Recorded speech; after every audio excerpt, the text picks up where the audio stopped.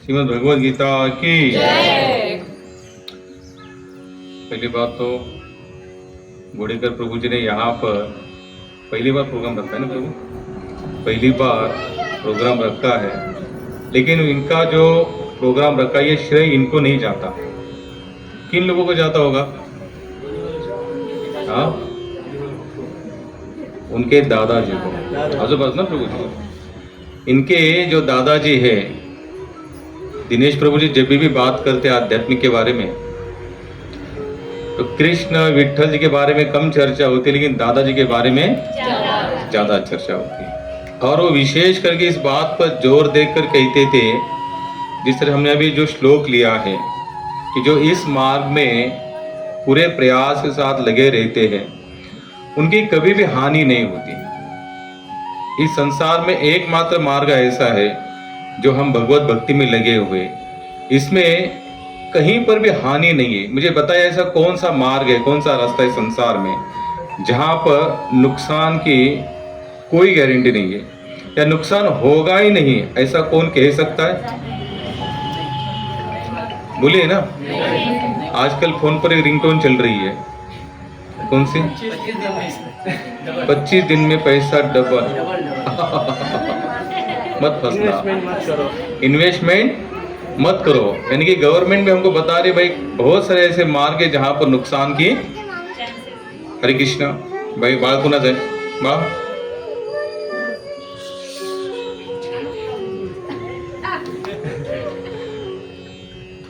हम कोई भी स्कीम करते हैं ना संसार में, तो स्कीम के पीछे एक टिप्पणी लिखी रहती है, टिप टिप बोलते हैं उसको। टिप क्या लिखी रहती है? फिर चाहे म्यूचुअल फंड होने दो, LIC होने दो, बैंक में पैसा जमा होने दो, बैंक में लॉकर में होने दो, कुछ भी होने दो, लेकिन आप कोई भी कार्य करते हैं ना तो कंपनी आपको पहले क्या देती है?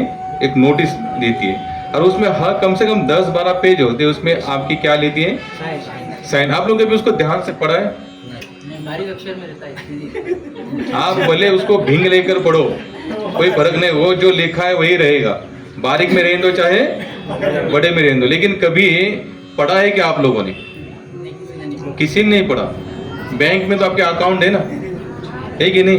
LIC में निकाली होगी, म्यूचुअल फंड में आजकल लोग पैसा इन्वेस्ट कर रहे, कहीं जॉब नहीं मिल रहे तो बच्चे क्या कर रहे? शेयर बाजार के अंदर चले जा रहे। कितने सारे उनके ब्रांचेस खुले कि भाई आपको 20,000 का कोर्स कीजिए, आप शेयर बाजार के शेयर बन जाओगे।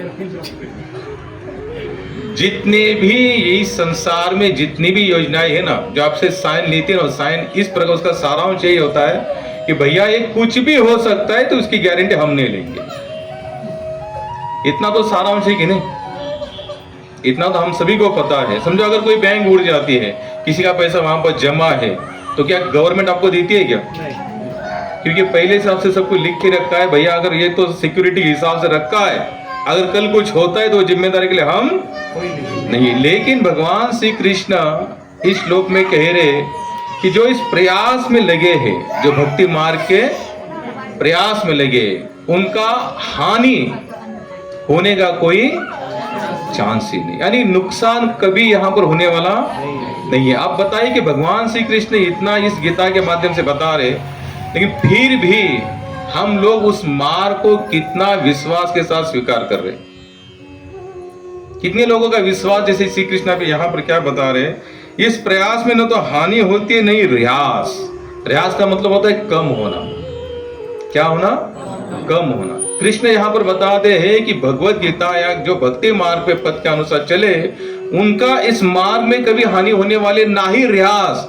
रियास का मतलब आपने जो कमाया है ना वो उतना तो रहेगा ही, उसमें कभी कम होने वाला नहीं। चाहे भूकंप आने दो, चाहे सुनामी होने दो, चाहे हम मरे, अगर हम मर भी जाएंगे ना तो भी भक्ति मार्ग जितना हमने कमाया है, जिस आध्यात्मिक मार्ग में जितना हमने जो कुछ प्राप्त किया है, वो कम भी होने वाला नहीं है। अब एकमात्र संसार में गारंटी देने वाले कौन है?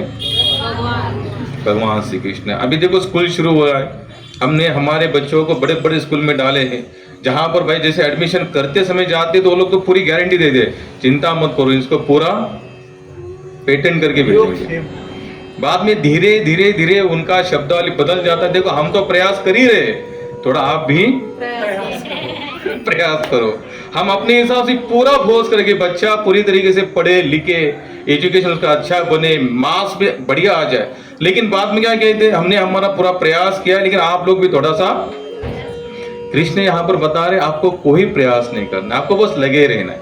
क्या करना है? लगे रहना है। बताइए संसार में इतनी गारंटीफुल बताने वाला दूसरा कोई है? अगर आप लोगों ने भी ध्यान से भगवत गीता को भी रटन किया होगा, पढ़ा होगा, तो कृष्ण यहाँ पर बताते जो मेरे मार्ग पर, आगे के श्लोक में क्या होता है, जो दृढ़ निश्चय के साथ, जिसकी बुद्धि में व्यवसाय नहीं है। क्या नहीं है? व्यवसाय। कृष्ण यहाँ पर स्पष्ट है, जिनके बुद्धि में व्यवसाय वाली बुद्धि है। व्यवसाय का मतलब क्या होता है? लेन देन, नफा नुकसान। क्या होता है कि संसार में जितने भी हम लोगों के जितने भी संबंध बंधे हुए, चाहे घर वाले हो, चाहे बाहर वाले हो, चाहे मित्र परिवार हो, दोस्त हो, माता पिता, जितने भी है, वो संबंध किस बात पर कंटिन्यू चलते हैं? लेन देन पर ही चलते हैं। किस पर चलते हैं? लेन देन। समझो पति पत्नी घर में है, इसने कहा आपको वो समझ में नहीं आता, आपको ऐसा करना चाहिए, तो तुरंत वो भी क्या कहता है, मैंने तो मेरे हिसाब से बराबर किया, तो तुमको भी तो समझ। अगर वो झगड़ा बढ़ते जाता है, क्या होता है, थोड़ा तू मैं तो बढ़ता जाता है, बाद में अगर तुमने ऐसा किया इसलिए मैंने भी, आपने मर्यादा छोड़ी इसलिए मैंने भी। यानी कि संसार में संबंध कहां तक टिके हैं? लेन देन, रिस्पेक्ट दो, चाहे संबंध कोई भी हो, चाहे संबंध ये हम सबका है ना, इतना तो अनुभव हम सबको पता ही है। ये संसार में क्या होता है, अगर आप आदर सत्कार करोगे तो वो आपका आदर सत्कार करेगा। लेकिन कृष्ण यहाँ पर क्या बता रहे हैं, आपने जितना कमाया है उसके बाद अगर इस मार्ग से अगर आप निकल भी जाओगे ना, तो भी मैं आपके साथ वही व्यवहार बनाऊंगा जब आप जिस मार्ग में पहले लगे थे। इसलिए भगवान श्री कृष्ण कहते हैं कि उदार दाता, क्या कहते हैं? उदार दाता। उनके जैसा उदार दाता दूसरे संसार में कोई नहीं है। जैसे घोड़ेकर प्रभु जी ने जो कार्यक्रम रखा है, मैंने शुरुआत क्या कही थी, इनके दादाजी की इनके ऊपर विशेष कृपा है। अब दादाजी है क्या आज, लेकिन उन्होंने जो कुछ संपत्ति इनके लिए छोड़ के गए हैं, आज उसी संपत्ति का नतीजा है कि प्रभु जी हर संडे यहां से कहां आते सत्संग के लिए? जेल रोड के लिए कहां आते? एवरी संडे, बिना भूले जो किस कारणवश कोई काम होगा तो बात अलग है। ये देन कौन देकर गए उनको? दादाजी। अगर समझ लेकर उनको दादाजी व्यवसायत्मक बुद्धि देकर जाते हैं तो मुझे नहीं लगता प्रभु जी वहां आते। प्रभु जी सोचते अरे यार हर संडे यहां से वहां जाना है, कितना समय जा रहा है, कि उतने संडे में मेरा बचा हुआ कोई अलग से काम कर लूं। लेकिन भक्ति मार्ग कैसा है? शाश्वत है। कैसा है? शाश्वत। यहाँ पर कोई रियास नहीं है। भक्तिपाद तो यहाँ पर बताते एकमात्र मार्ग संसार में एक ही बचा है जहाँ प्लस प्लस प्लस और प्लस ही है, यहाँ माइनस का कोई चांस नहीं है। अब बताइए कौन ऐसा व्यक्ति होगा संसार में जो प्लस वाली ही स्कीम को स्वीकार नहीं करेगा? आपको अगर कोई कंपनी बताएगी कि आपका पास पैसा बढ़ते बढ़ते आपने एक बार 10,000 जमा किया तो हर संडे हर मंथली आपके अकाउंट में 10,000 प्लस प्लस प्लस प्लस ही होने वाला है, कि हम लोग क्या उस बैंक में उस म्यूचुअल फंड में पैसा नहीं लगाएंगे? बोलिए ना हाँ ना, कुछ कम से पैसे के बारे में तो बताइए हाँ। इतना तो व्यवहार हम लोग को समझता है कि प्लस क्या होता है, और पैसे के लिए तो प्लस सभी को लगता है कि प्लस होना चाहिए, माइनस किसी को नहीं लगता कि मेरे 10 का 9 हो जाए, 9 का 8 हो जाए। ये लगता है क्या कभी? 10 का 20, 20 का 30, 30 के 40, बस बढ़ते ही जाए। क्या हो जाए? बढ़ते ही जाए। लेकिन हम लोग को भी ये क्यों नहीं लगता कि भक्ति मार्ग में भी हमारा जीवन बढ़ते ही जाए? लोग इतना ही कहते हैं हम सुबह उठते उतना प्रणाम करते हैं, इतना बस अपना कान बेटा हाथ जोड़ लिया, हम चले जाते पूरा दिन अपना काम करते, डायरेक्ट दूसरे दिन ही प्रणाम करते। तो आपको क्यों नहीं लगता हम लोगों की भाई हमारा भक्ति मार्ग भी बढ़े? कितने लोगों को लगता है कि भक्ति मार्ग में भी हमारी उन्नति हो? तो उसका प्रयास क्या? लेकिन सबको लग तो रहा है कि उन्नति होनी चाहिए प्रयास, लेकिन उसका प्रयास क्या? जैसे अभी पुरुषोत्तम मास चल रहा है, अभी पुरुषोत्तम मास में जो पहले से लगे हुए भक्त लोग हैं वो सोचते भाई पुरुषोत्तम मास चल रहा है, 3 साल में एक बार आता है अधिक मास, इसमें जितना भी पुण्य कमाते हैं वो 1000 गुना करके हमारे अकाउंट में जमा होता है। अगर जो लगे हुए वो तो कुछ ना कुछ एक्स्ट्रा प्रयास करते ही है, लेकिन ये प्रयास केवल अधिक मास के हिसाब से होगा या और भी होगा? और होना चाहिए। बोलिए और भी होगा। लेकिन और कब होगा? जब इस यहाँ का हमको प्लस नजर आए। क्या नजर आए? प्लस पॉइंट नजर आए। बताइए भक्ति मार्ग का सबसे बड़ा प्लस पॉइंट क्या है? हमको क्यों इस मार्ग में चलना चाहिए, क्यों त्याग में जीवन जीना चाहिए, क्यों हरे कृष्ण हरे राम या जो भी भगवान नाम है उसका हम लोग कीर्तन करें, क्यों करना चाहिए। अभी देखिए आषाढ़ी वारी आ जाएगी, पंढरपुर में 8, 10, 15 लाख लोग वहां पर चले जाते। कितने सारे वारकरी तो ऐसे होंगे कि उनसे अभी से तैयारी शुरू हो गई होगी। भाई कुछ ही 2-2.5 महीने में क्या आ रही है, आषाढ़ी वारी आ रही है। क्यों? हमारे तुकोबराय बता देंगे, आली आषाढी एकादशी वारी आली पंढरीची, आली आषाढी एकादशी वारी आली पंढरीची, पंढरपूर माहेर घर हरिनामाचा होतो गजर, जीवास माझ्या हुर हुर लागे कधी भेटीन विठ्ठलासी वारी आली पंढरीची। ऐसे बहुत सारे भक्त हो गए, उनकी अभी से योजना शुरू हो गई होगी कि आप आषाढ़ी वारी आ रही है, आषाढ़ी वारी आ रही है, आषाढ़ी वारी आ रही है, कि मुझे कहाँ जाना है, पंढरपुर जाना है। क्यों जाना है पंढरपुर? कधी भेटी न विठ्ठलासी वारी आली पंढरी से। अब मैं जाऊंगा और भगवान विठ्ठल जी को क्या करूंगा, मिलूंगा। साल में एक ही बार जाने वाले ऐसे हजारों लाखों वारकरी है। कितने सारे लोग तो जैसे देखो, जब जो वारी चलती है ना, आजकल तो आधुनिकता तो काफी फैली हुई है। अगर न्यूज वाले के पास कोई बड़ी न्यूज नहीं तो लोग कहाँ जाते हैं, पूरे पंढरपुर वारी में सम्मिलित हो जाते। तो बहुत सारे वारकरी कहते हैं कि हमारी 8वीं पीढ़ी है, या हमारी 9वीं पीढ़ी है, या हमारी 10वीं पीढ़ी है। हम लोग क्या, हमारी 10 पीढ़ी से ये वारी हमारी चलती आई, इसको हम लोग क्या करें, कंटिन्यू फॉलो करें। हम साल में कहीं नहीं जाते, लेकिन आषाढ़ी एकादशी में चले जाते। क्यों? क्योंकि उनको प्लस पॉइंट नजर आ रहा है। क्या नजर आ रहा है? Plus point. इस संसार में हम कौन सी जगह पर अपना फिक्स समय देते हैं, जहां से कुछ मिल रहा है। क्या हो रहा है? मिल रहा है, कुछ प्लस पॉइंट है। उसी तरीके से जब तक इस आध्यात्मिक मार्ग में हमें प्लस पॉइंट नजर नहीं आएगा, हम लोग कंटिन्यू यहां टिक भी नहीं सकते। क्योंकि हम लोगों की बुद्धि कैसी है, व्यवसायत्मिका बुद्धि कैसी है हमारी, व्यवसाय से भरी पड़ी है। अगर मैं 2 माला भजन भी कर रहा हूं तो मेरा कोई काम बन रहा है कि नहीं बन रहा है। अगर मैं 16 माला भजन कर रहा हूं तो मेरा काम कोई बन रहा है कि नहीं बन रहा। अगर मैं कोई दान पुण्य कर भी रहा हूं, या गौ माता को घास खिला रहा हूं, या कोई एकादशी रख रहा हूं, या संकष्ट, या जो भी कुछ व्रत वैकल्य कर रहा हूं, उससे मेरा कुछ काम बन रहा है कि नहीं बन रहा है, उस पर वो कंटिन्यू आगे चलता रहता है। यही है ना संसार में। अगर हम कुछ आध्यात्मिक कार्य कर भी लेते हैं, अगर उसका कोई रिजल्ट नहीं आ रहा है, तो कितने समय तक हम उस मार्ग में टिके रहेंगे? नहीं टिकेंगे। बोलिए, हाँ ना, कुछ तो बोलिए। टिकेंगे कि नहीं टिकेंगे? नहीं टिकेंगे। नहीं, क्यों नहीं? जैसे अगर हम कहीं पर जॉब कर रहे हैं, वहां पर हमको 25,000 सैलरी मिल रही थी, अचानक से कंपनी ने कहा भाई अभी अगले महीने से 20 होगी, और 3-4 महीने के बाद 15 हो गया, और 3-4 महीने के बाद 10,000 हो गया, बाद में आपको, तो हम लोग क्या उस कंपनी के भरोसे रहेंगे, अलग से कोई जॉब ढूंढेंगे? क्यों? वहां क्या नजर आ रहा है? हानि नजर आ रही है। क्या नजर आ रही है? हानि, माइनस पॉइंट दिखाई दे रहा है। जब माइनस पॉइंट दिखाई दे रहा है तब जाकर हम लोग क्या करते हैं, नए जॉब के हिसाब से प्रयास करते हैं। फिर इस भक्ति मार्ग में प्लस पॉइंट जब तक नजर नहीं आएगा, तब तक क्या हम लोग लगे रहेंगे? हाँ बोले, ना बोले, कुछ तो बोलिए। नहीं लगे रहेंगे, क्योंकि हमको प्लस कुछ नजर ही नहीं आ रहा है। अब प्लस क्या करना पड़ेगा, यहां पर ढूंढना पड़ेगा। क्या करना पड़ेगा? प्लस पॉइंट ढूंढना पड़ेगा। एक तो हमारा पूरा भरोसा इस भगवत गीता पर होना चाहिए, तो प्लस पॉइंट ढूंढने की, अदरवाइज कहीं जाने की जरूरत नहीं है। हरे कृष्णा कृष्णा कृष्णा हरे हरे, हरे राम राम राम हरे हरे। एक तो हमें क्या ढूंढना पड़ेगा यहाँ पर?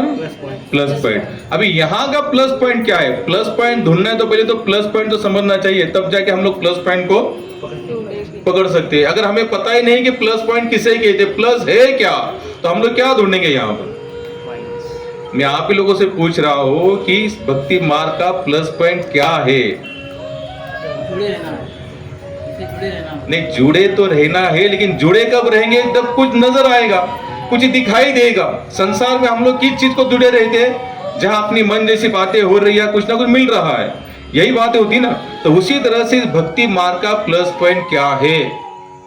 कृष्ण बताते हैं कि इस भक्ति मार्ग का प्लस पॉइंट यही है, जो मेरे धाम में आता है फिर उसे यहाँ पर आना नहीं पड़ता, उसे जन्म मृत्यु के चक्र में फंसना नहीं पड़ता। तो उसे क्या कहा जाता है, यही हमारा प्लस पॉइंट है। लेकिन इस प्लस पॉइंट को भी सच हम तब मानेंगे जब तक हम इस बात को सच नहीं मानते सचमुच जन्म मृत्यु का चक्र है। कितने सारे लोगों को तो इन बातों पर ही विश्वास नहीं। कोई बात नहीं, अगर यहां पर हमारा विश्वास नहीं, लेकिन कम से कम अगर हम हमारा जीवन देखते, क्या देखते हैं, जीवन देखते हैं, क्या देखते हैं, ये शरीर को भी देखते हैं। अगर आईने में अगर शरीर को देखेंगे तो प्लस पॉइंट कोई नजर आ रहा है कि नहीं आ रहा है। पर डे एक एक क्षण हम अगर सोचेंगे तो एक एक क्षण में हमको हजारों लाखों गुना प्लस पॉइंट नजर आएगा कि भगवान ने हमें क्या दिया है। साइंस भी कहता है कि जब मां के गर्भ में जब हम लोगों की तैयारी हुई इस संसार में आने की, तो कितना आकार था माता हमारा, एक भिगोया हुआ चना 2, 2.5, 3 mm तक हमारा क्या था। अगर हम आईने में देखते और कभी सोचो कि हम एक समय में इतने ही थे, कितने थे, छोटे चने जैसे थे, ठीक है। तो माँ के गर्भ में हमने कितने साल निकाले वहां पर, 9 महीने निकाले। 9 महीने और 9 दिन का हिसाब होता है, चलो 9 महीने निकाले। और 9 महीने निकलने के बाद उस चना से लेके हम लोग कहां तक आए, पूरी तरीके से बॉडी बन गई, आंखें, कान, नाक, जितना सिस्टम बना रहा है ठाकुर जी ने, यानी कि भगवान ने पूरा हमारा सिस्टम बना दे। मैं आपको फिर बता रहा हूं, अगर प्लस ढूंढना है तो खुद को ही देखो और कहीं देखने की जरूरत। अगर ये प्लस अगर ढूंढना अगर आप लोगों को समझ में आ गया तो आप लोग ऑटोमेटिकली भगवान के इसी चरणों में लगे रहोगे। संसार में भी उसी संबंध के प्रति आकर्षण होता है जहां केवल प्लस प्लस और प्लस ही मिलता जाता है कि नहीं। उस संबंध के प्रति कभी आकर्षण नहीं रहेगा जहां पर हमारा कुछ नुकसान हो रहा है। उसी तरह से जब भगवान ने अगर हम इस भूतल पर आने का जब प्रयास शुरू हुआ मां के गर्भ से, तो 3 mm तक थे एक भिगोया हुआ चना। वहां से लेकर अगर हम खुद को देखेंगे, जो समझेंगे, तो कहां से। अच्छा ये बताइए, शरीर में कुछ प्लस माइनस होता है तो कौन सा दवाखाना ऐसा है, अशोका में है क्या ऐसा, किडनी खराब है, अशोका बोलते हैं चिंता मत करो, एज इट इज किडनी लगा देंगे। कौन सा हॉस्पिटल ऐसा है जहां बाहर लिखा हुआ है कि यहां आने के बाद आप मरोगे नहीं, ऐसा कोई हॉस्पिटल है? भले उनके बहुत सारे ऐड लगे, यहाँ आओ हम शस्त्रारोपण बढ़िया करेंगे, हमारा जैसा और कोई है नहीं, नामी डॉक्टर है, लेकिन एक हॉस्पिटल ऐसा बताइए जहां पर एक बड़ा सा बैनर लगा हुआ है, अगर आप मरने भी वाले होगे तो यहाँ भर्ती हो जाओगे तो आप मरोगे, लिखा है कहीं पर। लेकिन विश्वास कितना है? पैसे होंगे तो क्या हम बिटको में जाएंगे, सरकारी अस्पताल में जाएंगे? क्यों? हालत खराब है किसकी? वहां पर कोई ट्रीटमेंट नहीं, ढंग की कुछ नहीं, पैसा है तो हम कहाँ जाएंगे? क्यों जाएंगे? वहां क्यों नहीं जा रहे?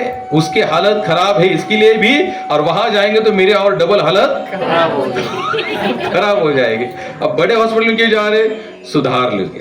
क्या बड़ा हॉस्पिटल है, एसी है, समय पर खान पान मिलता है, टीवी चल रहा है, फैन है, सब कुछ, यानी कि बढ़िया डॉक्टर भी है, यानी कि यहाँ पर ट्रीटमेंट। तो यहाँ पर क्या नजर आया हमको? प्लस माइनस नजर आया ना, बिटको में माइनस नजर आया और यहाँ पर प्लस। तो हम लोग कहाँ भागे? प्लस की तरफ। तो संसार में इसी तरीके से अगर अपने शरीर को भी देखेंगे तो प्लस प्लस और प्लस ही नजर आएंगे। क्या आएंगे? आप लोगों को पता है कभी कभी जो गर्भ होता है ना अंदर ही अंदर 2, 2.5, 3 महीने का, तो ऑटोमेटिकली बढ़ना कम हो जाता है, तो बढ़ता ही नहीं है। ऐसे सुना है ना आपने, ऐसी कितने सारे केसेस होती है कि जिस माता कभी कभी ऐसा हो भी जाता है कि वो गर्भ अंदर बढ़ता ही नहीं है, तो केवल डॉक्टर क्या करते हैं, भैया ये बढ़ने वाला नहीं है, अब क्या करना चाहिए कि इसको बाहर निकालना चाहिए। हमारे यहाँ पर एक माधव दास करके आते डॉक्टर है, तो उनका एक बार मैंने बुक देखा था, MBBS कर रहे थे संयोगवश, तो वो पूरे उसमें दिखाया था कि जो आधा अधूरा जो गर्भ होता है जिसको बाहर निकाला जाता है उसको क्या कहते हैं? मिसकैरेज कहते हैं, यानी कि वो आगे बढ़ने वाला नहीं है। अब देखिए जब 9 महीने के बच्चा जब जन्म लेता है तो उसके प्रति कितना आनंद होता है, बच्चा आया, तो उसके लिए अलग से और कोई ना कोई आयोजन नियोजन शुरू हो जाता है, उसके लिए कोई सिस्टम शुरू हो जाते हैं, उसका नाम करिए सब कुछ।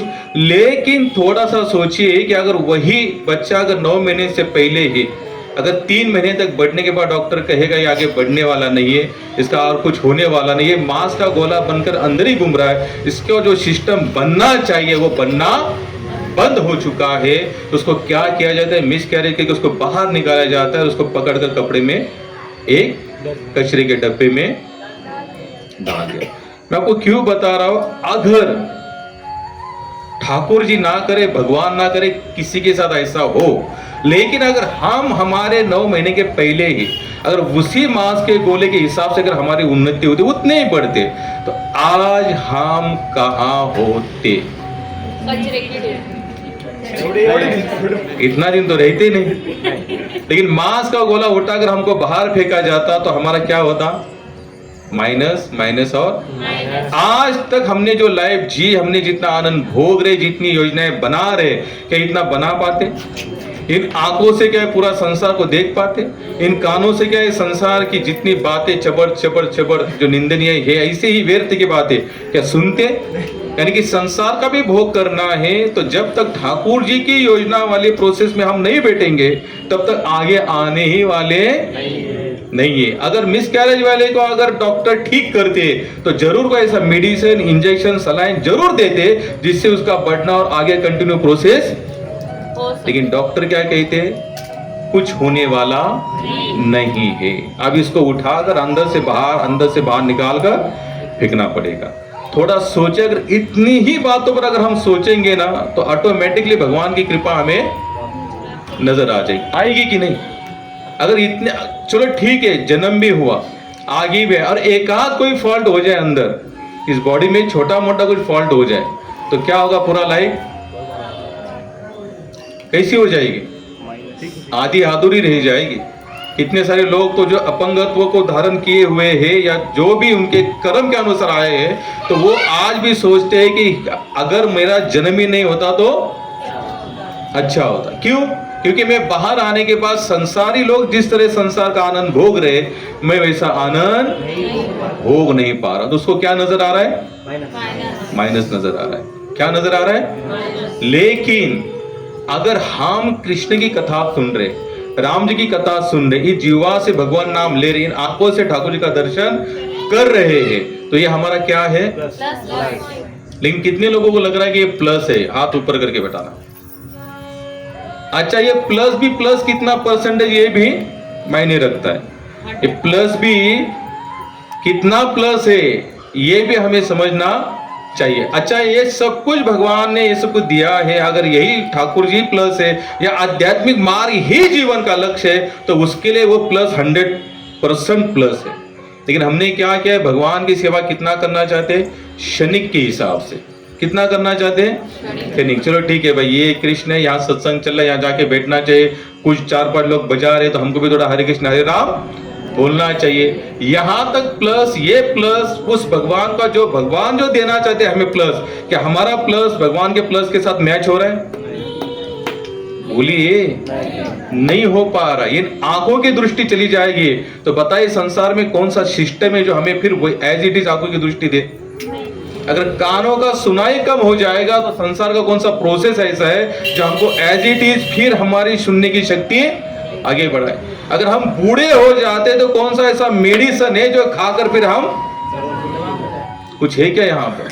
कोई सिस्टम नहीं संसार का मारा। यहाँ जन्म, मृत्यु, जरा और व्याधि, ये 4 चक्र में से सबको निकलना पड़ेगा।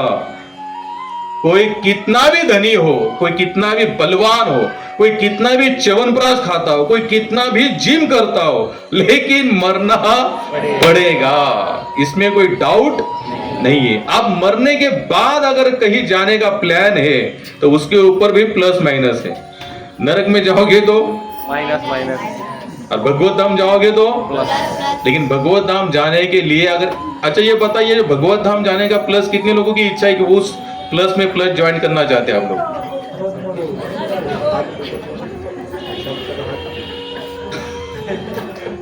स्कीम तो सभी का हाथ ऊपर है, लेकिन जब स्कीम की प्रोसेस फॉलो करने की बारी आती है ना, ठीक है, इतना हमसे होने वाला नहीं है। जितना होता है उतना हम करेंगे, लेकिन आगे की प्रोसेस हम लोग फॉलो करने वाले। अब मैंने कहा सब लोग भगवत धाम जाना चाहते हैं, सभी ने हाथ ऊपर किया, लेकिन बताइए क्या भगवत धाम जाना इतना आसान है? तुकोबराय म्हणतात, श्री संत तुकोबराय काय म्हणतात, नाही आता नाही येणे जाणे सहज उठले बोले। लेकिन कब? उनकी पूरी लाइफ कैसी है?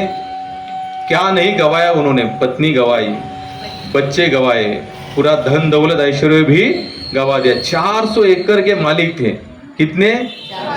400 एकड़। बाद में तो लोगों ने उनको काम देना भी बंद कर दिया। जितना था सब कुछ ठाकुर जी के श्री चरणों में अर्पण कर दिया, क्योंकि उनको पता था ये सब माइनस है, ये जितने भी धंधे सब क्या है। तो उन्होंने कौन सा धंधा स्वीकार किया? दिन रजनी एक जी धंधा, गोविंदाचे पोवाड़े। लोग उनको कहते थे महाराज कुछ काम करो। बोले काम क्या करना? ये तो मैं काम ही कर रहा हूँ। ठाकुर जी का श्री नाम का कंटिन्यू चिंतन करना, भगवान नाम में पूरी तरह से जीवन यापन करना, इसके जैसा प्लस उनको कोई नजर नहीं आया। नामदेव महाराज थे, उनको कौन सा प्लस नजर आया? भगवान नाम। वो व्यापार करते थे, कपड़े का व्यापार था उनका। कौन सा? कपड़े लेकर जाते थे, यानी कि 1000 के कपड़े लेके जाते तो 500 रुपए लेके आते। क्या लेकर आते हैं? क्योंकि उनकी बुद्धि व्यवसायत्मिका नहीं थी। अब 500 समझो 1000 का व्यापार किया है, 500 आए। अगर हमारे जैसे साधारण व्यक्ति होते, बस हरे कृष्ण थोड़ा जब चल रहा है, भजन पूजन चल रहा है, तो हम लोग क्या कहते? भगवान 1000 का 500 किया। मैं सोचा शायद 1000 का 2000 कर ले तो मुझे लगता है कि आपकी कृपा बरस रही है मेरे पर, लेकिन आपने 1000 का क्या किया? 500 किया। तो हमारी बुद्धि कैसी है? अच्छा बताइए क्या नामदेव महाराज नहीं जानते कि 1000 का 500 हो रहा है तो नुकसान हो रहा है? बोलिए, जानते थे, लेकिन वो ये जानते थे कि प्लस किसको कहते हैं। वो क्या जानते थे? प्लस। वो उनको लगता था कि सबसे बड़ा माइनस क्या है? अगर मेरे मुखारविंद से, इन कानों से, मुख के माध्यम से भगवान का नाम सुनना और कहना कम हो जाओ तो वो मेरे लिए क्या है? माइनस है। लेकिन हमें आज तक कभी ये कभी माइनस लगाए ना। हमें कौन सा माइनस लगता है? संसार में प्लस माइनस होता है तो उसको वहां माइनस लगता है, लेकिन इस हमारा जीवन व्यतीत हो रहा है, जीवन के कितने दिन हमारे चले गए और कितने बचे हैं, किसको कुछ पता है? यहाँ पर सब मुंडी हिला नहीं, लेकिन प्लान कितने हैं? 10, 20, 50 साल के बाद के बना के हम लोगों ने तैयार करके रखे हैं। मरने के बाद पीछे वालों का भी लाइफ कैसा सेट हो जाए उसके भी हमने क्या बना के दिए हैं? प्लान। लेकिन खुद मरने के बाद अपना जीवन कैसा सेट होगा इसके बारे में कभी सोचा? नहीं, क्योंकि हमें अब तक प्लस माइनस नजर ही नहीं आ रहा है। संसार में सबसे बड़ा प्लस माइनस बताता आपको, भगवान को भूलना ही माइनस है। भगवान को भूलना ही माइनस है। संसार को अपना मानना ही माइनस है, और भगवान को अपना नहीं मानना ये तो और बड़ा माइनस है। और प्लस क्या है?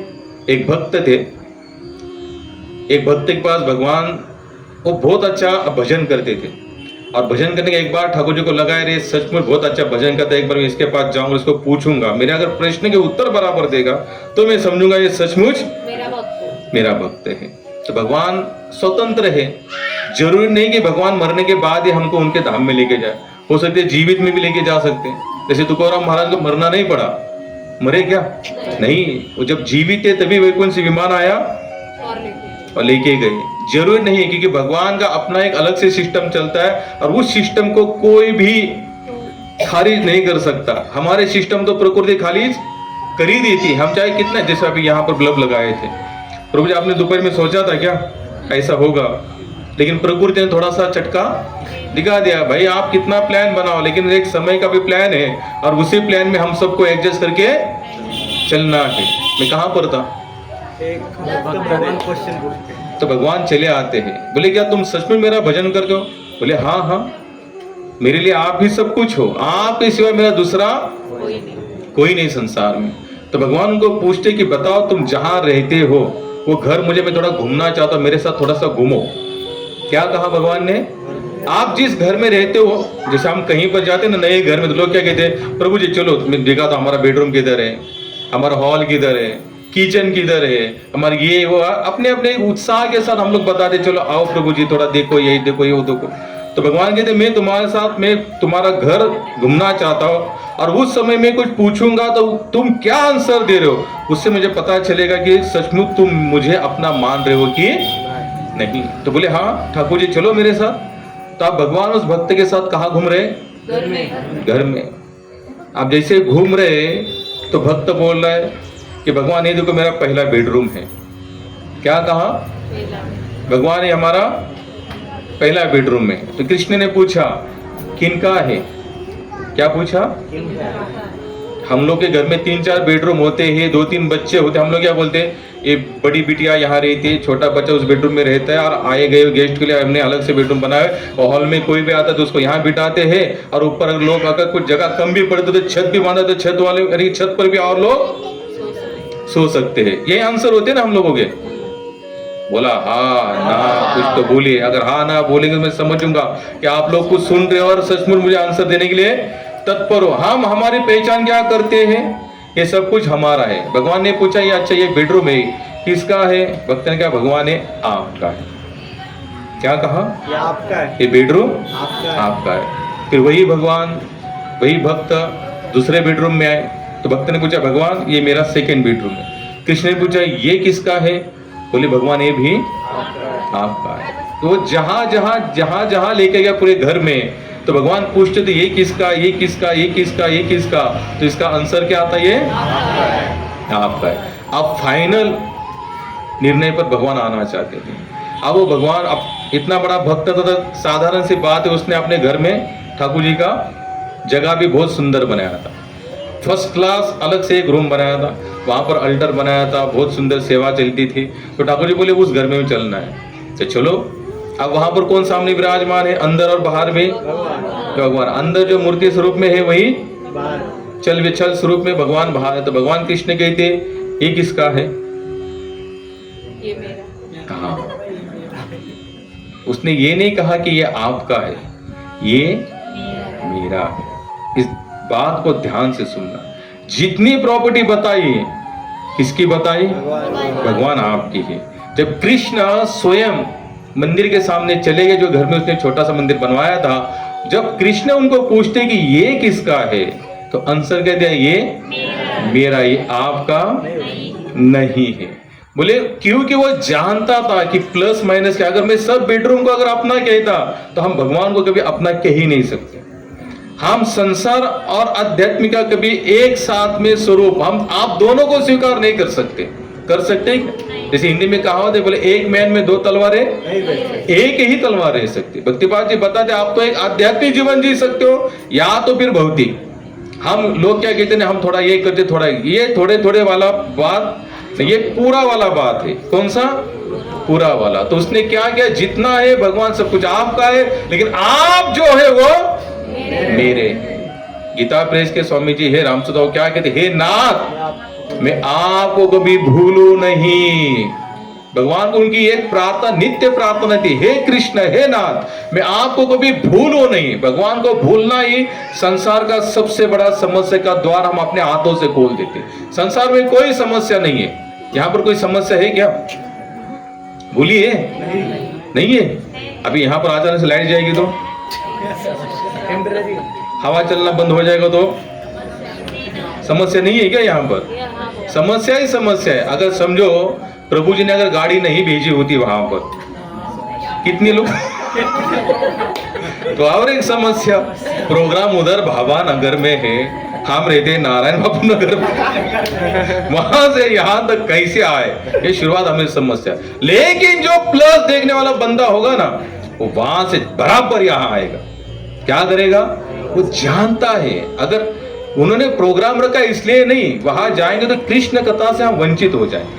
वहां जाएंगे तो कृष्ण नाम का जो आनंद है, जो आधा 1 घंटा जो भी आएगा उससे क्या हो जाएगा, हम वंचित हो जाएंगे। अगर ये प्लस माने जिसको समझ में आएगा तो वहां से यहां तक आ ही सकता है। हमारे पाटिल प्रभु जी इंदिरा नगर से आते हैं, वहां से भी आगे पातरडी फाटा से आते हैं, क्योंकि उनको पता है ये प्लस माइनस का गणित है। मैं फिर बता रहा हूं, जब चॉइस की बारी आती है ना, चॉइस की बारी यानी कि एक तरफ कृष्ण खड़े हैं और एक तरफ संसार खड़ा है, तो हम लोग किसको चॉइस करना चाहिए? संसार को छोड़ोगे? ये तो माइनस, लेकिन माइनस को माइनस मानने वाले कितने हैं? वो माइनस ही है। माइनस को माइनस मानने वाले संसार में माइनस ही है, प्लस मानने वाला यहाँ पर कोई। कृष्ण यहाँ पर स्पष्ट बता रहे, मुझे पता है हमने जो श्लोक ले पहले श्लोक कृष्ण स्पष्ट बता रहे यहाँ पर नुकसान नहीं है। क्यों नहीं है? मरना पड़ेगा, निश्चित है। नहीं भी पड़ेगा तो भी मरना पड़ेगा, नहीं भी मरेंगे तो मरना पड़ेगा। जब मरना ही है, यहाँ पर रहना ही नहीं है, तो इसके बारे में इतना सोचना क्यों? भाई जिस देश में अगर कहीं, जैसे देखो यहाँ पर अभी 4 दिन पहले कहाँ भूकंप हुआ प्रभु जी? फिलिम्स या कौन सा? हाँ, वहां पर हुआ भूकंप, ठीक है। अब उसके बारे में यहाँ पर कितने लोग चिंता कर रहे हैं? अरे वहां भूकंप हुआ है, आज मैं खाना नहीं खाऊंगा। कितने लोगों को चिंता हो रही कि वहां इतना 7.8 का कुछ हुआ तीव्रता से। 2-3 मैंने वीडियो भी देखे, 1-2 बिल्डिंग ऐसी धराशायी भी हो गई, कुछ लोग मरे भी वहां पर। लेकिन क्या वहां पर जो कुछ घटना घटी 4-5 दिन पहले, उसका टेंशन हम में से किसी को है? क्यों नहीं है? वहां जाना ही नहीं है, वहां अपना प्लॉट फ्लैट वगैरह कुछ है नहीं, वहां पर कोई नुकसान हमारा हुआ ही नहीं है, तो उस भूकंप के बारे में हम क्यों सोचे?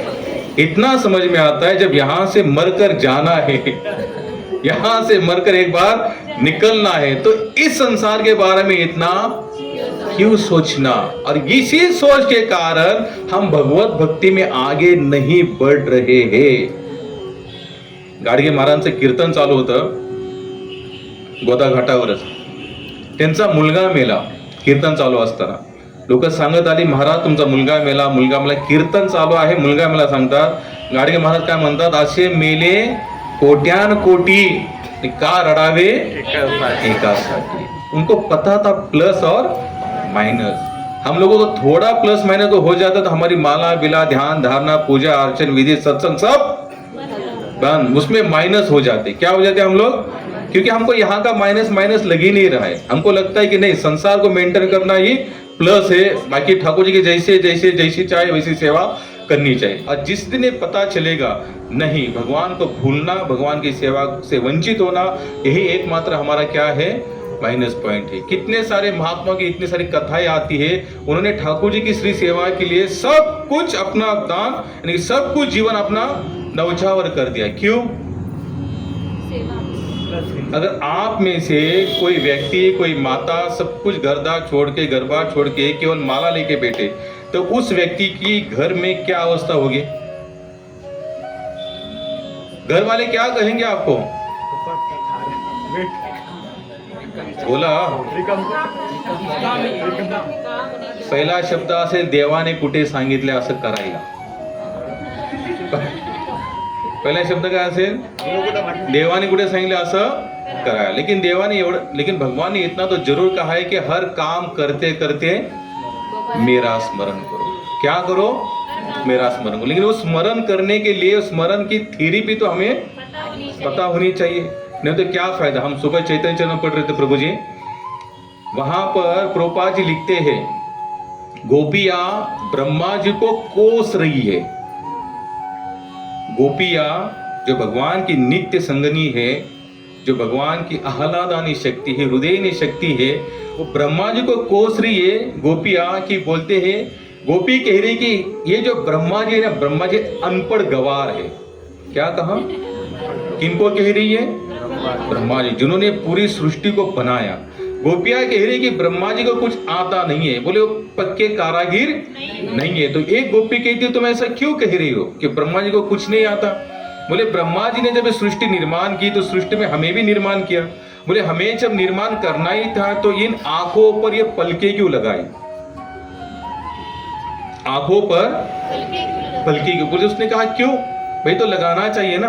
तो उसने कहा कि ये पलके जितने समय के लिए झपकती है ना, उतने समय के लिए हम कृष्ण के दर्शन से वंचित होते हैं।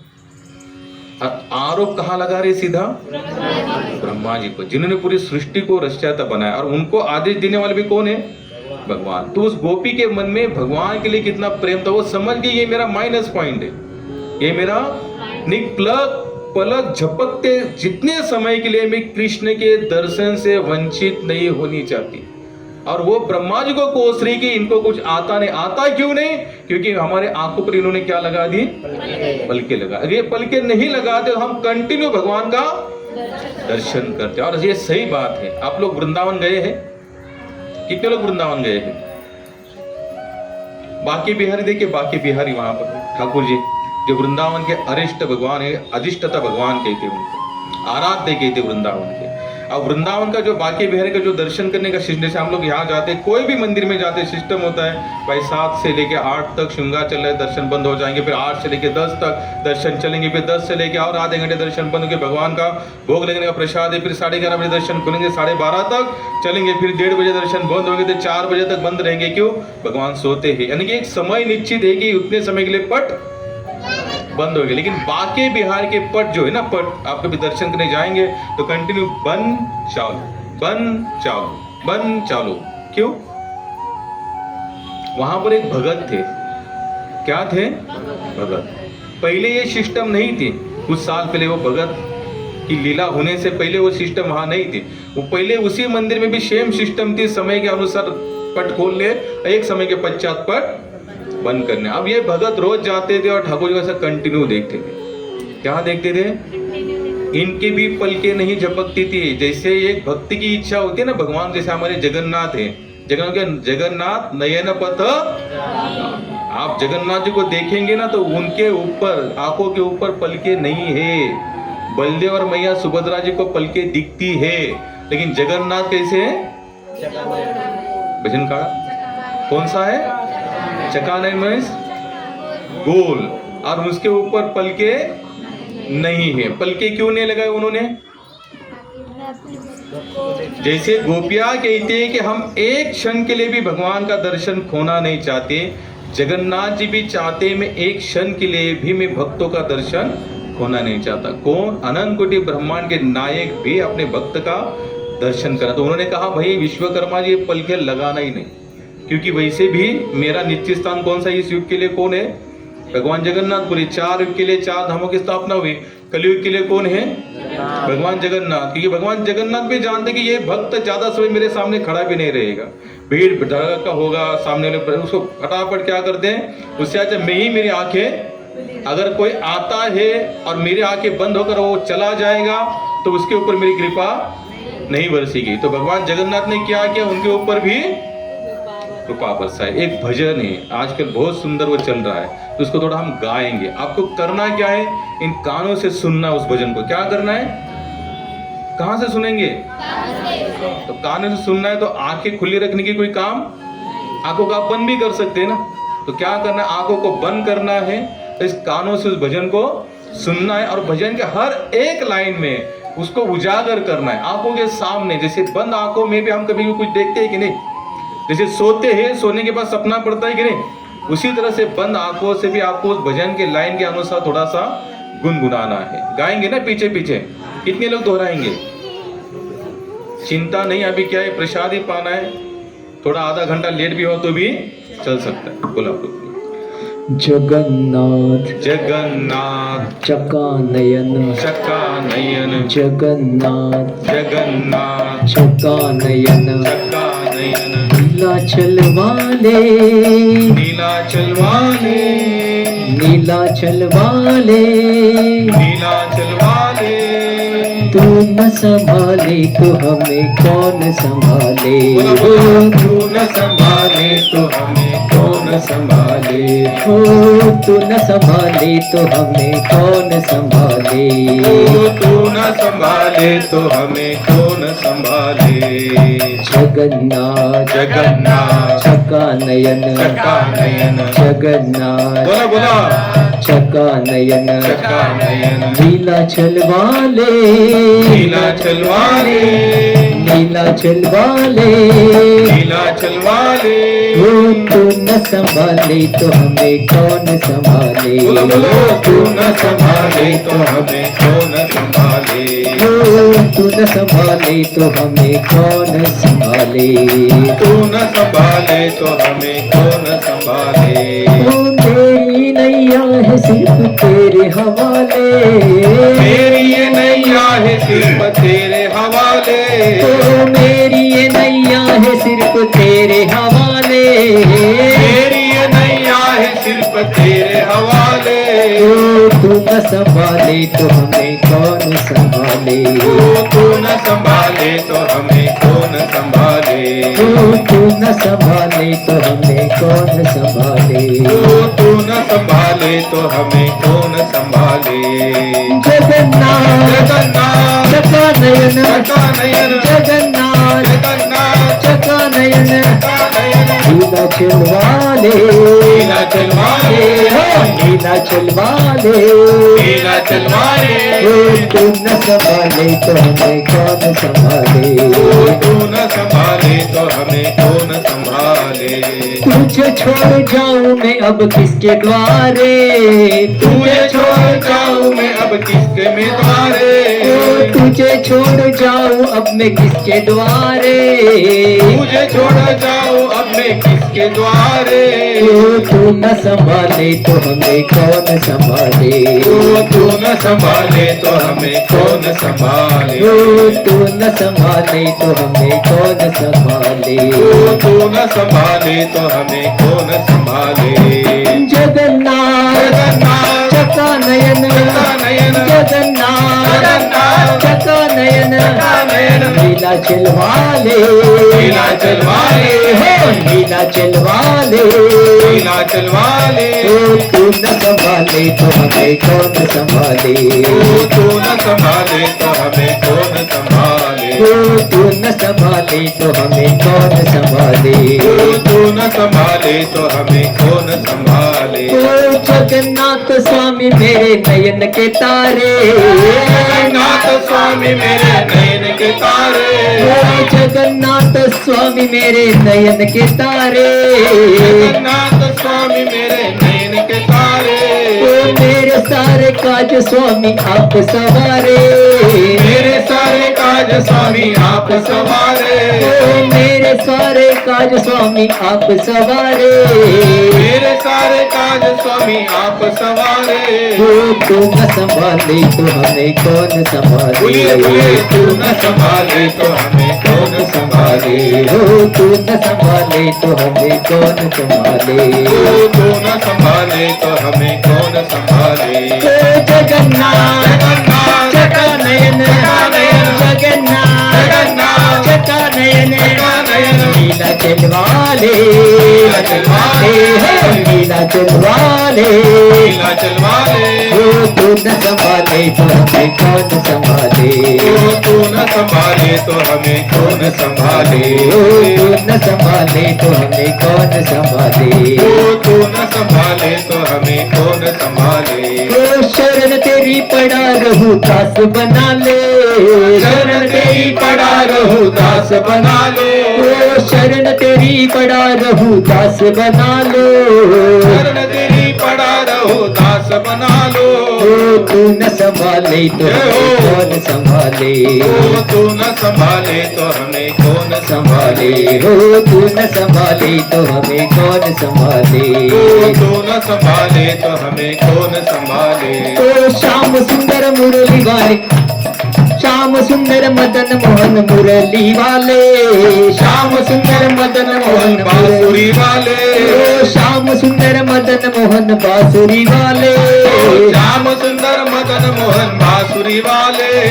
तू न संभाले तो हमें कौन संभाले। तू न संभाले तो हमें कौन संभाले। जगन्नाथ जगन्नाथ चका नयन जगन्नाथ जगन्नाथ चका नयन लीला चलवाले लीला चलवाले लीला चलवाले लीला चलवाले। तू न संभाले तो हमें कौन संभाले। तू न संभाले तो हमें कौन संभाले। तू न संभाले तो हमें कौन संभाले। तू न संभाले तो हमें कौन संभाले। जगन्नाथ चका नयन जगन्नाथ चका नयन लीला चलवाले लीला चलवाले लीला चलवाले लीला चलवाले। तू न संभाले तो हमें कौन संभाले। तू न संभाले तो हमें कौन संभाले। तू न संभाले तो हमें कौन संभाले। तू न संभाले तो हमें कौन संभाले। कितने लोगों को भजन समझ में आया? जगन्नाथ तू ना संभाले तो हमें कौन संभाले। ये भाव एक भक्त का होता है। उसके पास कितना भी जायदाद हो, कितनी भी प्रॉपर्टी, कुछ भी हो, लेकिन वो जानता है जब तक आपकी कृपा है तब तक मेरी लीला चल रही है। आपकी कृपा हटी, दुर्घटना घटी। और उनकी कृपा अगर चाहिए तो उनके भरोसे रहना चाहिए। अभी हम कहाँ जाकर आए? आना कहाँ है? वृंदावन। वृंदावन। हम कथा में आए थे ना। कौन सी कथा में आए थे बताइए, यहाँ अगर आप लोग सुन रहे हो तो। बाके बिहारी। बाके बिहारी के पट क्या होते हैं? बन चालू। इसके पहले नहीं होते। तो एक भक्त आता था, आने के बाद लगातार भगवान को देखते रहता था, कंटिन्यू, बिना पल के झपके हुए। हम लोग सत्संग में बैठते हैं, माला करने बैठते हैं, हमारी पलके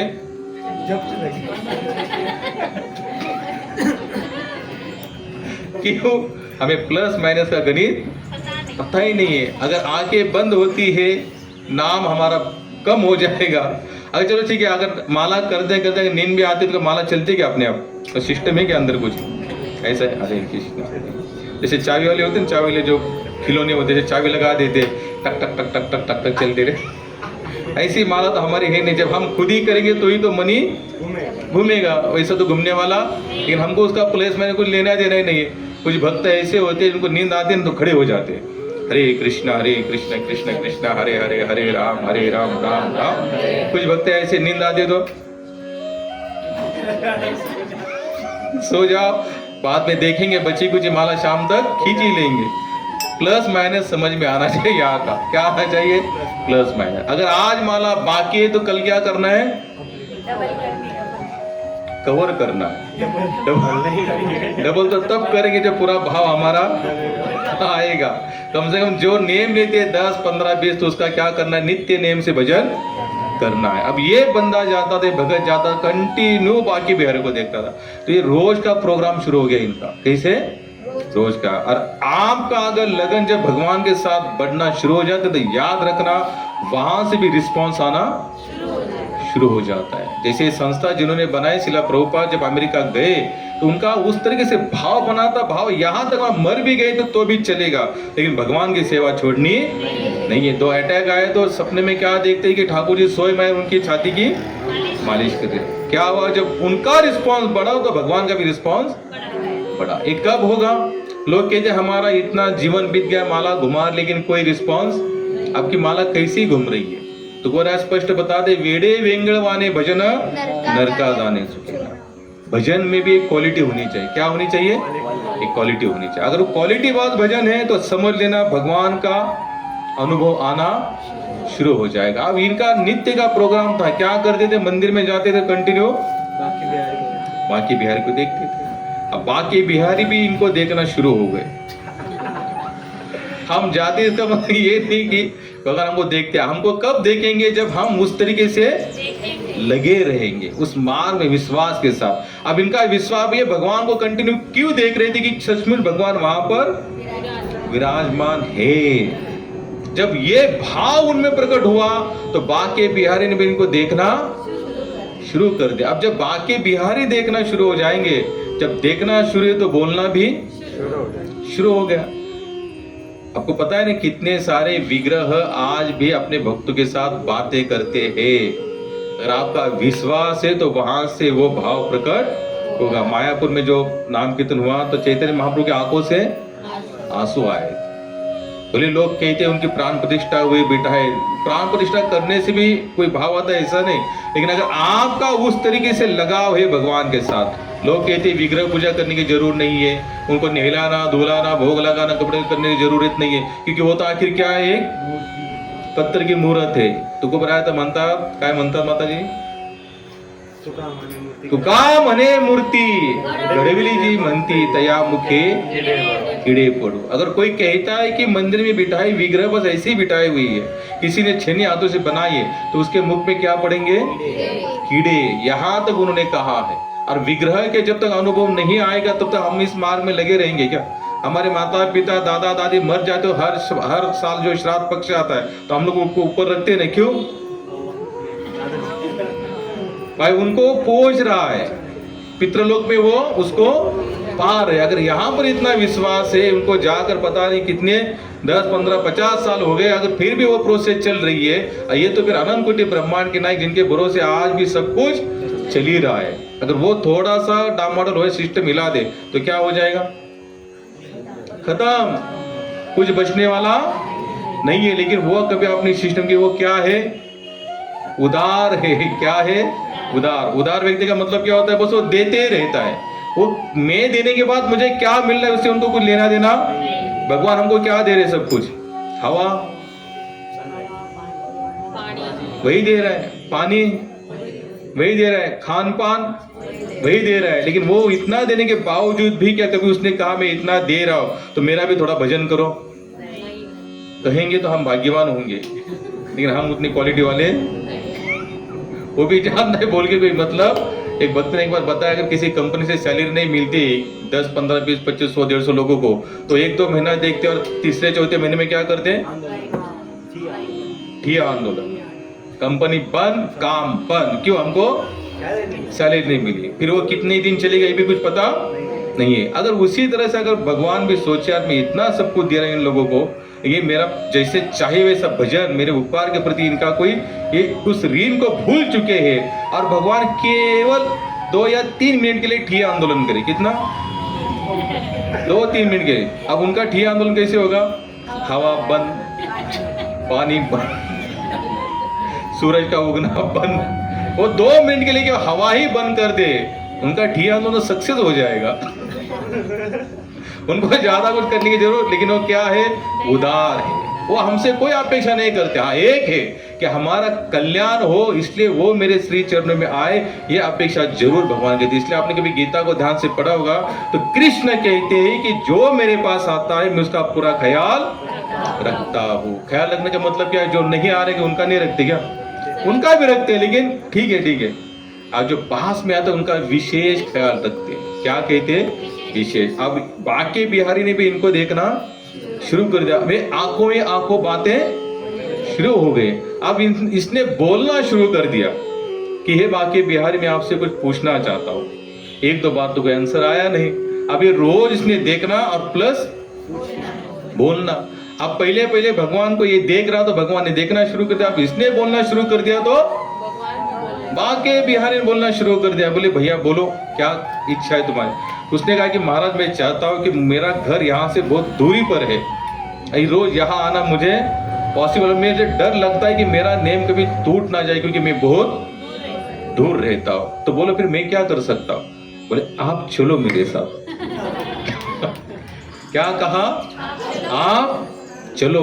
पंढरपूर के भी विठ्ठलनाथ यहाँ नहीं थे, तुमच्या आईने ती त्याची कथा सांगितली। एकनाथ महाराजांचे आजोबा भानुदास महाराज, त्यांनी पंढरपूर कर्नाटक मधने विठ्ठलजींना इथं आणलं।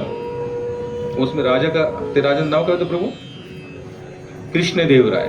कृष्णदेव राजा का नेम ऐसा था कि संसार की जितनी भी आकर्षणात्मक वस्तुएं मेरे राज्य में आनी चाहिए। राजा तो राजा है भैया, राजा तो कुछ भी कर सकता है। जैसे ट्रम्प कह रहा है कि ईरान सत्ता आने के बाद कोई कुछ भी नेम निकालता है। उसका ऐसा सिस्टम था कि संसार में जितने भी आकर्षणात्मक चीजें मेरे राज्य में होनी चाहिए। तो इसने कहीं से सुना कि बोले महाराष्ट्र में पंढरपुर में कोई विठ्ठलनाथ है, वहां पर हजारों लाखों लोग जाते हैं। क्यों? क्योंकि वो आकर्षणात्मक है। तो वो वहां से उनको लेकर गए। आज भी वो मंदिर वहां पर है हम्पी में, लेकिन हमारे भानुदास जी ने उनको वहां से फिर यहाँ शिफ्ट करवाया। यानी कि भगवान भी बातें करते हैं जब हम बातें करना चाहेंगे। तो हमारा विश्वास है कि भगवान बोलते हो तो सच में भगवान बोलते हैं। मैं हर साल केदारनाथ जाता हूँ, केदारनाथ के मंदिर के पीछे एक बड़ा से पत्थर आकर गिरा। ये तो 2013 की बात है। मैं ज्यादा दूर भी नहीं जा रहा हूँ कि भगवान अपना अनुभव कैसे बता दे। आजू बाजू में बहुत सारे होटल थे, बहुत सारे बस्तियां थी। जब वहां पर जो फ्लो आया पानी का पूरी तरीके से, तो सब कुछ बहा दिया गया। कितने लोग गए वहां पर केदारनाथ? बैक साइड में देखा ना आपने, बड़ा सा पत्थर आकर खड़ा है। और आप देखेंगे जैसे ये केदारनाथ है, यहाँ ऐसे चारों तरफ पहाड़ है। पहाड़ क्या है? पहाड़ है। पानी उस पहाड़ से वहां से बहता आ रहा है प्रभु जी। अब बहता आने के बाद जितना धाम ये मंदिर है, ये जितने सब कुछ उड़ा दिया, कुछ नहीं बचा। जब मंदिर के ऊपर आन पड़ी तो क्या ऊपर से बहता बहता, आप ये देखो, ये यहाँ मंदिर ऐसा स्लोप है, यहां से अगर इतना बड़ा पत्थर अगर बहता आएगा तो क्या होना चाहिए, लेकिन नहीं, वो मंदिर के पीछे ही आकर बराबर रुका। जितना पानी का फ्लो आ रहा था उस पत्थर को लगकर बाजू से चला गया। वहां पर कितने लोगों ने दिमाग लगाया कि स्लोप से आने वाला और पत्थर छोटा नहीं है, हम लोग बैठे ना यहाँ पर, पकड़ लो, वहां से यहाँ तक इतना बड़ा पत्थर है, वो पत्थर रुक कैसे सकता है वहां पर? कोई वहां पर क्रेन वगैरह खड़ी नहीं थी जिसने उसको पकड़ लिया, और लोग सब कुछ नहीं बचा, लेकिन पत्थर बराबर आकर कहाँ रुका, मंदिर के बाहर। एक महात्मा ने कहा कि वही लोग बचे वहां पर जो मंदिर में बैठे थे। प्रभु कितने लोग बचे जो मंदिर में बैठे थे? तो एक महात्मा ने कहा कि भाई शिव जी ने क्या कहा, भाई अगर ये मेरे शरण में पड़े तो इनकी रक्षा करना मेरा काम नहीं, मुझे मेरी कुछ पड़ी नहीं है। तो बराबर पत्थर आकर पीछे खड़ा हो गया और वहीं से पूरा पानी, आज भी वो पत्थर वहीं पर खड़ा है। उसके पहले पता नहीं वो पत्थर कहाँ होगा, और स्लोप के अनुसार तो मंदिर को तोड़कर उसको निकलना चाहिए। आज जो लोग मंदिर में, जैसे आपने देखा 12-12, 13-13 घंटे लाइन थी अभी प्रभु केदारनाथ दर्शन के लिए, तो कुछ लोग ऐसे थे, उन्होंने क्या किया, बोले ठीक है इनका दर्शन नहीं तो नहीं, मंदिर के पीछे जाते, उस पत्थर को प्रणाम करते, उसी की परिक्रमा करते और उसी को दंडवत करके उस पत्थर, एक अगर वो मंदिर के पीछे आने से पहले पत्थर जहां भी होगा, क्या वहां जाकर उस तरह से उसकी कोई पूजा करने वाले होंगे? आज क्यों पूजा कर रहे हैं? भगवान की सेवा में लग गया। वो कहाँ लग गया? भगवान की सेवा। वो उसका भगवान के बराबरी का रूप है प्रभु, लोग उसकी सेवा करते और उसी को क्या करते हैं, परिक्रमा। शिव जी कहाँ बैठे? मंदिर में। अगर आपका दर्शन नहीं हुआ तो हम इनका दर्शन करेंगे। लेवल कहाँ पहुंची? बराबरी की लेवल पहुंची। कृष्ण, आप भगवान भक्त के लिए कुछ भी कर सकते, तो शिव जी ने उनको वहां पर लाकर खड़ा कर दिया, तो आप उसी को शिव जी लोग बोले अंदर का दर्शन नहीं तो बाहर का। तो उसी तरह से बाकी बिहारी बातें करने लगे। बोले भैया क्या चाहते हो? बोले महाराज मेरा घर बहुत दूर है, तो मैं चाहता हूँ रोज आना जाना, हो सकता नहीं, उसका पता नहीं, मैं चाहता हूँ कि आप ही मेरे साथ चलो। अब जब कृष्ण ने कहा, वाक्य में कहा कि क्या चाहते हो, उसने क्या मांगा? चलो चलो। अब कहा है चलो, तो फिर कोई चॉइस तो फिर ऑप्शन तो कुछ रखा नहीं था, तो बाकी बिहारी कहाँ चले गए? उनके घर चले गए। अब ये रातों रात का प्लान बन गया इनका। बोले दिन में तो आ नहीं सकता, आप चलो, मैं रात को आपके घर में पहुंच जाऊंगा। बाकी बिहारी जब पट बंद हो गए, सब पुजारी वगैरह सब चले गए, तो बाकी बिहारी रात को कहाँ चले गए? भक्त के घर। अब भक्त के घर चले गए तो वहां पर उनकी गट्टी, यानी कि प्रेम आपस में चल रहा है, मिलन चल रहा है, लेन देन चल रहा है वहां पर। सुबह जब यहाँ पर इन्होंने जब पट खोले पुजारियों ने, तो अंदर भगवान का बाकी बिहारी है ही नहीं अंदर। अब बाकी बिहारी अंदर है ही नहीं, तो सब सोचे भाई कहाँ जा सकते, बाकी बिहारी कहाँ जा सकते, सब ढूंढना शुरू हो गए यहाँ वहाँ। अब भगवान क्या, जब तक वो नहीं चाहते ना तब तक हम उनको ढूंढ भी नहीं सकते, क्योंकि वो तो स्वयं स्वतंत्र है, उनके ऊपर हमारा कोई जोर नहीं है। तो ऐसे जैसे ढूंढना शुरू हो गया, तो कुछ लोगों ने कहा शायद यहाँ इस घर में हमें लग रहा है कि बाकी बिहारी हो सकते हैं, क्योंकि वो तो बंदा अकेला रहता था। तो आजू बाजू वाले आवाज आ रही, भाई इसके घर में आया कौन है, मेहमान देखे, तो देख रहे तो कौन दिख रहा है उनको? अब यहाँ पर मंदिर में बाकी बिहारी है नहीं, ऐसी बात चलती गई, तो मंदिर में लोगों का आना बंद हो गया। जब भगवान, भाई कितना भी बड़ा मंदिर हो, लेकिन अगर ठाकुर जी वहां पर नहीं होंगे तो हम लोग जाएंगे क्या? अभी कालाराम मंदिर के लोग जाते, समझो कालाराम मंदिर, राम जी कहीं घूमने चले जाए, कहीं पर जाए साल 2 साल के लिए, तो हम लोग जाएंगे क्या मंदिर में? तो ठीक है जाए तो दूर से प्रणाम, लेकिन है तो एक अलग से भाव होता है। क्या होता है? जैसे अभी जगन्नाथ जी निकलेंगे बाहर 9 दिन के लिए, कहाँ जाते हैं? गुंडीचा, यानी कि मौसी के पास चले, तो सभी भक्त कहाँ जाते हैं? मौसी के पास, क्योंकि वहां कौन है? अभी समझो उसके बाद में फिर जगन्नाथ अपने मंदिर में आते हो, तो सभी भक्त कहाँ जाते हैं? यानी कि जहां भगवान वहां भक्त। आप मंदिर में कोई आना ही बंद कर दिया। अब जैसे इन लोगों को जैसे पता चला, सब लोग उनके पास गए, बोले महाराज ठाकुर जी कहाँ शोभा देंगे, इनकी जगह कहाँ है? और मंदिर में लोगों को पता है कि बाकी बिहारी का मंदिर है, लोग आ रहे दर्शन के लिए, बाकी बिहारी दिख नहीं रहे, तो हमारे आपसे विनती है, तो आप क्या करोगे? इनको मंदिर के लिए लेके जाते। बोले आप उठाओ और लेके जाओ। अब भगवान अगर अपनी इच्छा से आ रहे हैं तो जाएंगे भी, अपनी इच्छा से जाएंगे। आप सबने प्रयास किया उठाने का, हिल कहाँ रहे बाकी बिहारी? वो हिलने वाले से है क्या? अनंत कोटि ब्रह्मांड जिनके अंदर समाहित है, उनका वजन क्या कम होगा क्या? अगर प्रेम से हिला दो तो बात अलग है। सबने प्रयास किया, तस के मस नहीं हो रहे। तो एक भगत ने कहा, महाराज जिनके लिए आए हैं उनके लिए हमको प्रार्थना के उनको समझाएंगे कि महाराज आप उनको थोड़ा विनती करो कि जहां से आए थे वहां जाकर खड़े हो जाओ, क्योंकि अगर आप वहां नहीं जाओगे तो फिर उस मंदिर की क्या अवस्था होगी। फिर जैसे तैसे उस भगत को समझाया, भगवत की राजी हो गए। भगत ने भगवान को, महाराज एक काम कीजिए, चलो ठीक है मैं आता रहूंगा, आप उसी मंदिर में ठीक हो, विराज हो। बोले वही मैं भी आऊंगा, अब इतने भगत आए, इनका तो मुझे मान रखना चाहिए। और एक भक्त का मान भी क्या होता है, वो हर एक भक्त की भावनाओं को समझ कर चलता है। एक भक्त का सबसे बड़ा लक्षण क्या है? माला पहनना, कंठी लगाना, तिलक, ये बहुत बड़ा लक्षण नहीं है। अगर हम किसी की भावनाओं को ठेस बिना पहुंचाए हुए उसके श्री हृदय में भगवत तत्व का दर्शन करते तो समझ लेना कि हमारा भगवत प्रेम अभी जागृत होना शुरू हो गया। तो उस भक्त के हृदय में प्रेम हुआ। बोले आप सब कहते हो, मैं भी भगवान को कहूंगा कि बाकी फिर आपके मंदिर में जाओ। भक्त ने भगवान को समझाया कि ठाकुर जी आप जहां से आए थे वहीं जाइए, क्योंकि सभी भक्तों की यही इच्छा। मैं तो यहाँ अकेला हूँ, मंदिर में तो पता नहीं कितने हजारों लाखों भक्त आते। अब मैं नहीं चाहता कि आप उनको दर्शन दिए बिना वो वंचित होकर वहां से चले जाए। हाना हाना करते करते बाकी बिहारी राजी हो गए। बाकी बिहारी कहाँ आए? मंदिर में आए। भज श्री कृष्ण होए बड़े चतुर। जो भगवान को भजते हैं ना, उनके जैसे चतुराई किसी के अंदर नहीं। लेकिन वो चतुराई कहाँ लगाते? उनकी सेवा के लिए। उनके बचपन हमने कथा दिया अंगद जी की, मनी चुराया। किनके लिए चुराया? जगन्नाथ जी के लिए। भाई चोरी करना पाप है, महापाप है, मान लिया। लेकिन अगर चोरी से भगवत सेवा हो रही तो चोरी भी महापाप है। चोरी भी कोई बहुत बड़ा राज नहीं है। बाकी बिहारी चले आए। अब जितने भगत थे जिनके कहने से उस भक्त को रिझाया गया, तो उन सब ने मीटिंग की। भैया यार ये फिर आएगा, फिर आंखों में इशारा हो जाएगा, और ये फिर चले गए तो पता नहीं फिर ये मानेगा वो मानेगा। वो सब खेल अलग है। आपसे एक नया नियम निकालेंगे। कौन सा नियम निकाले अभी? बोले किसी भक्त की आंखें ठाकुर जी के साथ मिलने ही नहीं देंगे। ना रहेगी पास, ना बजेगी बांसुरी। तो बाकी बिहारी के सभी भक्तों ने मिलकर नया प्लान बना, नया सिस्टम बनाए।